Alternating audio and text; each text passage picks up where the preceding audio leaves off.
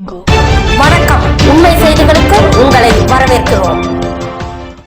வருகிற 23/4/2026 தேதியன்று நடைபெறவிருக்கும் சட்டமன்ற தேர்தலில் போட்டியிடும் நெல்லை தொகுதி திமுக வேட்பாளர் சுத்தமல்லி சுப்பிரமணியனை ஆதரித்து திருநெல்வேலி மாவட்ட சைவ வேளாளர் சங்கம் மற்றும் தூத்துக்குடி மாவட்ட சைவ வேளாளர் சங்கம் இணைந்து திருநெல்வேலி டவுன் ரதவீதியில் அனைத்து சமுதாயம் சார்ந்த மக்களிடையே உதயசூரியன் சின்னத்திற்கு வாக்கு சேகரித்தனர்.